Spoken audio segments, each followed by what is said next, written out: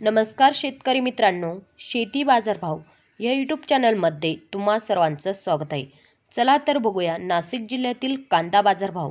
आत्तापर्यंत आलेल्या बाजार समित्यांचे बाजारभाव. तत्पूर्वी तुम्ही जर या चॅनलवर नवीन असाल चॅनलला सबस्क्राईब करा, व्हिडिओला लाईक करा, शेअर करा, जेणेकरून तुम्हाला नवीन व्हिडिओचे अपडेट लवकरात लवकर बघायला मिळेल. लासलगाव लाल कांदा बाजारपेठ कॅम्प दर 400 रुपये क्विंटल, सर्वसाधारण दर 975 रुपये क्विंटल, जास्तीत जास्त दर 1352 रुपये क्विंटल.